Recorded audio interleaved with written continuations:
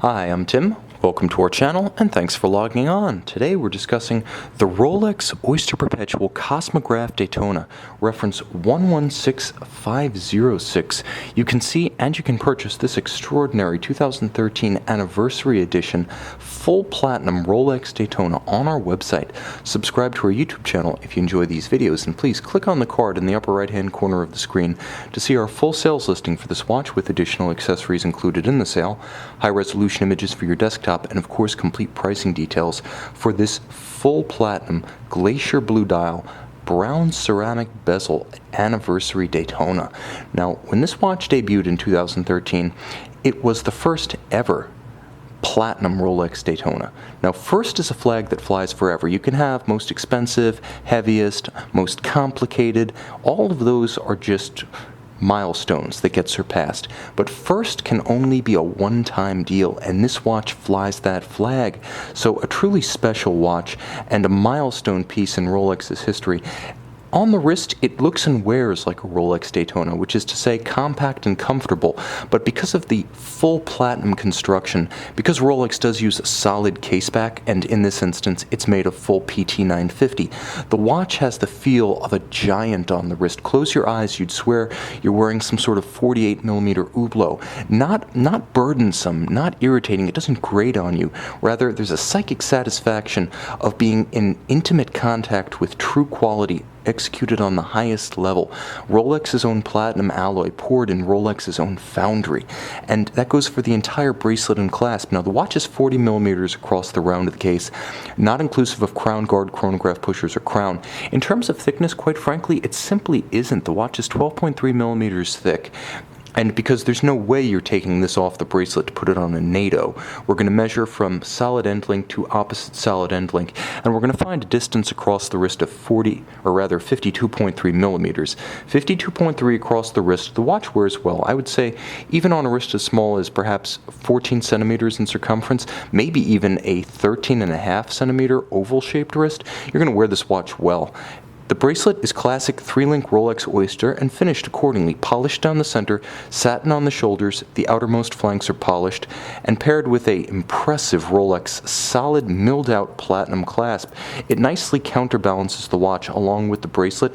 On a watch this heavy, you have to have a heavy clasp and a heavy bracelet so the watch doesn't try to rotate or hula hoop on the wrist if you like to wear your watch loose.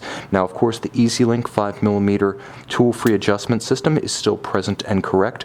All of the removable links are still removed using screws. The construction is nothing less than what you would expect of a modern Rolex bracelet, so everything feels as solid as an 80s Mercedes or a Mosler bank vault.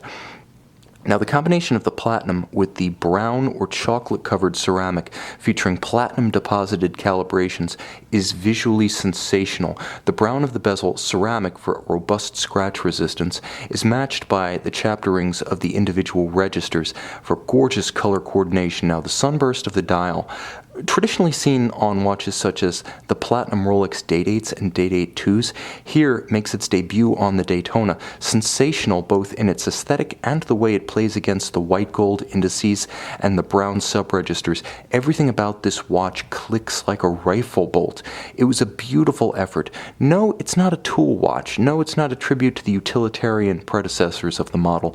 So as an anniversary piece for the Daytona in 2013, it was an exception to the rule, not a repetition of the rule. I think the folks who were critical of this reference simply got it all wrong. If a special edition isn't special, but rote and normal, something went wrong, something went off the rails. This watch wasn't just the right watch for the occasion, this watch is an occasion unto itself. Now, the timepiece features everything you would expect in a modern Rolex Daytona, including the manufacturer caliber 4130 inside the case. Now, the caliber 4130, hidden beneath a screwed-in solid caseback, is a 44-jewel bidirectional automatic winding, exceptionally refined chronograph caliber. We may as well unscrew one of the chronograph pushers and start the mechanism. Note, thanks to the vertical clutch architecture, it starts without jumping, it stops without staggering, always resets when I unscrew the reset pusher to 12 o'clock. The vertical clutch ensures that if you prefer to have center seconds on your chronograph, that is, you don't want to look at the small seconds subdial at 6, you can simply run the chronograph continuously. With a vertical clutch, there is no extra wear and tear. Now, it's paired in tandem with a column wheel, which is a tactile pleasure to use and issues a click or report characteristic of the most finely tuned chronograph mechanisms. A column wheel, not cheap to make, not easy to tune, nevertheless it is the only way Rolex would go with the Daytona when they rendered their in-house caliber, first in the early 2000s, then updated periodically ever since. The watch has a free-sprung balance with a dual balance bridge anchored on both sides, the result being that the watch is robustly resistant to shock-induced timing deviation and takes and holds a precise regulation.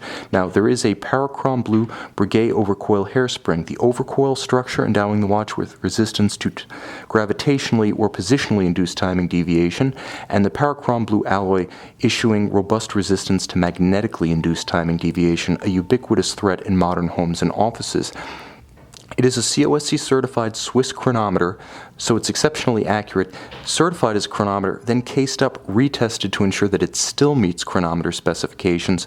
The watch does feature refinements such as hacking seconds, pull the crown, stop the balance, synchronize the time, and a robust 72-hour power reserve when fully energized, solidly more than the industry standard of 38 to 42. You can see and you can purchase this sensational anniversary-style platinum Rolex Cosmograph Daytona on our website.